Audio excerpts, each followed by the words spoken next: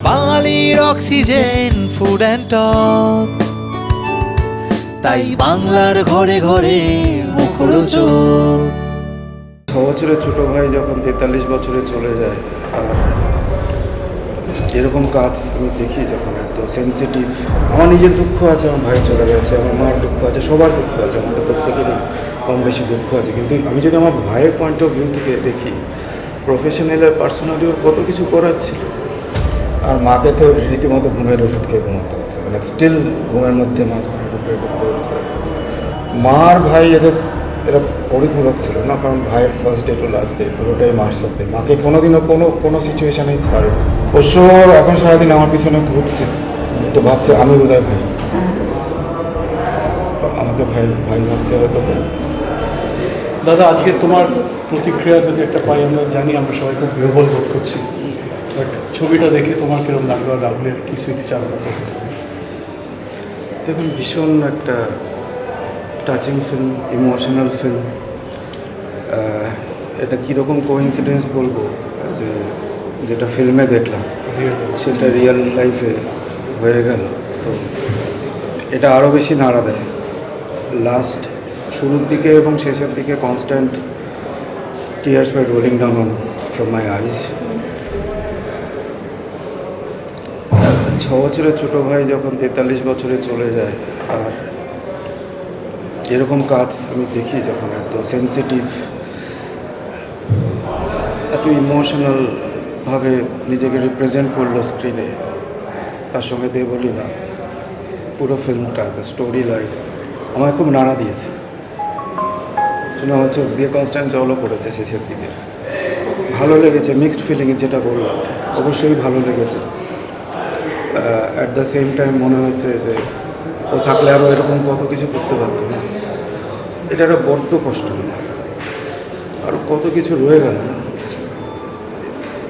এটা আমায় ঘুমোতে দিচ্ছে না, যে এত কাজ করতে পারতো, এটা যে করতে পারছে না, এটা এত বড় আফসোস। মানে আমি যদি ভাইয়ের পয়েন্ট অফ ভিউ থেকে দেখি, আমার নিজের দুঃখ আছে, আমার ভাই চলে গেছে, আমার মার দুঃখ আছে, সবার দুঃখ আছে, আমাদের প্রত্যেকেরই কম বেশি দুঃখ আছে। কিন্তু আমি যদি আমার ভাইয়ের পয়েন্ট অফ ভিউ থেকে দেখি, প্রফেশনাল আর পার্সোনালি ওর কত কিছু করার ছিল।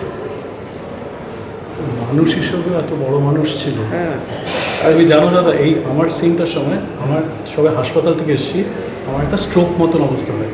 বাবিন আমার সিনটা পুরো থামিয়ে বলেছিল, এটা চিট করে আলাদা শ্যুট করব, তোমার শরীরটা আগে, সিনেমাটা পরে হলেও চলবে। যেই ছেলেটা এতদিন লড়ে এসছে সবাইকার সিকিউরিটি, সবাইকার স্বাস্থ্য, সবাই যাতে ঠিকভাবে করতে পারে, আর তারই এটা আমাদের মেনে নেওয়াটা খুব খুব কঠিন। এক্স্যাক্টলি। আর আমি দেখেছি যে অনেক ইন্ডিপেন্ডেন্ট ফিল্ম মেকারকে খুব সাপোর্ট করতো, খুব মানে এনকারেজ করতো। বাপ্পার 3টে ছবি, 3টেই রাহুলকে নিয়ে। এক্স্যাক্টলি। আরেকটা যেটা জয়ব্রতর সাথে, এরকম অনেক এক্সাম্পল আছে, তাই না? তো মানে এরকম একটা লোক হঠাৎ করে আমার মনে হয় দরকার ছিল, ভীষণ দরকার ছিল, আর এইভাবে চলে গেল। এটা প্রচণ্ড ক্ষতি, not only for the family, I think for the fraternity, for the society, for everyone. তদন্তের উপর আস্থা রাখছেন না এখনো পর্যন্ত? হ্যাঁ, আস্থা রাখছি। বেসিক্যালি আমার আইনের উপর, নতুন সরকারের উপর এবং আর্টিস্ট ফোরাম, এদের প্রত্যেকের উপর আমার আস্থা আছে। আমি কোয়াইট কনফিডেন্ট যে সত্যটা প্রকাশ হবে এবং আমরা জাস্টিস পাব।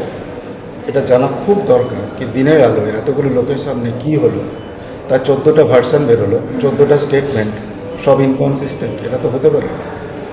ট্রুথটা জানা দরকার এবং আমার বিশ্বাস, আমার কনফিডেন্স, নতুন সরকার, আর্টিস্ট ফোরাম এবং আইন, লিগ্যাল সিস্টেম আমাদের সত্যটা উদ্ঘাটন করে দেবে এবং জাস্টিস উইল বি সার্ভড। বেশ কয়েকটা দিন পেরিয়ে গেছে, আপনাদের কাছে কোনো তদন্তের জন্য কোনো কিছু মানে জিজ্ঞেস করা বা জানতে চাওয়া কোনো কিছু এসছে কি? আলাদা করে কোনো আপডেট আমার কাছে নেই। আমার এই লাস্ট ইনফরমেশন যেটা, ওই একটা রিপোর্ট বেরিয়েছিল ভোটের আগে, যেটাতে আনন্দবাজারে আমি পড়েছিলাম যে কিছু মানে কিছু স্টেটমেন্ট রেকর্ড আছে, দ্যাটস অল আই নো। এর বেশি কোনো ইনফরমেশান আমার কাছে নেই, but I am being patient, আর আমি hopeful will come to know the truth. আর কাকিমা কেমন আছে? মা ওই আর কি, মানে একটু স্টেবল, আমি থাকায়।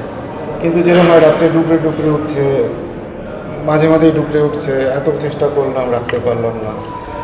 মার ভাই এরা পরিপূরক ছিল না, কারণ ভাইয়ের first day to last day পুরোটাই মার সাথে। মাকে কোনোদিনও কোনো সিচুয়েশানেই ছাড়ে না, আর মাও তাই। তো তো এটা বিরাট লস, মানে এটা এভাবেই চলবে এখন বাকি লাইফটা, আমার মার এভাবেই চলবে।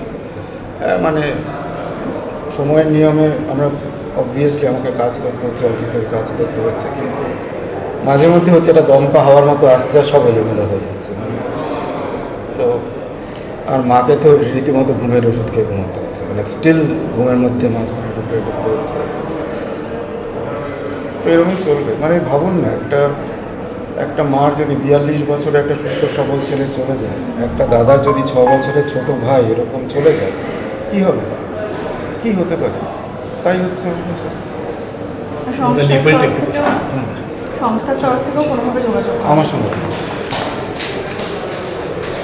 আর সহজ কথার যে রুম যেখানে আমরা দেখছিলাম কাকিমা মাঝে মাঝে যাচ্ছেন, তো তিনি ওখানে গিয়ে মনে হয় কি একটা পরশ পাওয়ার চেষ্টা করছেন, মানে স্মৃতি।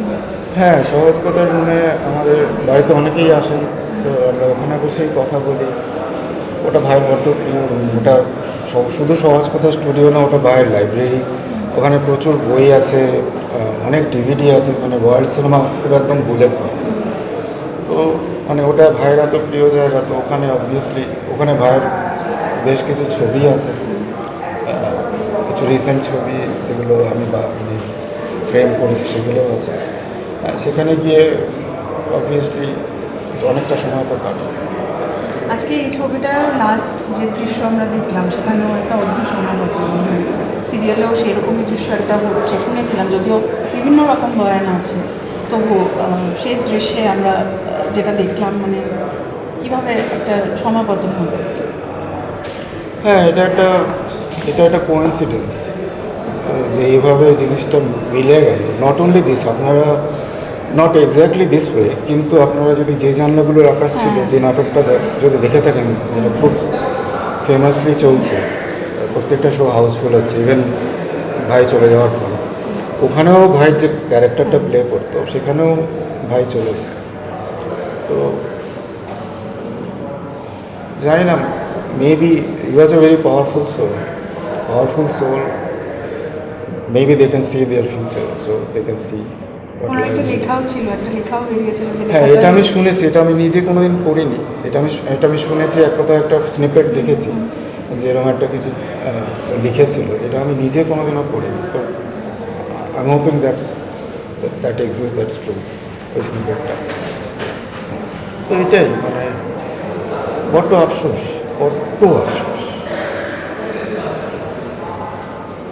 তো কাকিমা কি আপনার সাথেই থাকবে? মা আমার সঙ্গেই থাকবেন, কিন্তু মা পেপার ওয়ার্কগুলো বাকি, আর আমাকে যেতে হবে এখন। তো আমি আবার আসবো মোস্ট প্রবাবলি অগাস্টের মধ্যে, পেপার ওয়ার্কগুলো হয়ে আবার মাকে নিয়ে যাবো। আর পোষ্য কেমন আছে? পোষ্য এখন সারাদিন আমার পিছনে ঘুরছে, তো ভাবছে আমি বোধহয় ভাই, আমাকে ভাই ভাবছে হয়তো।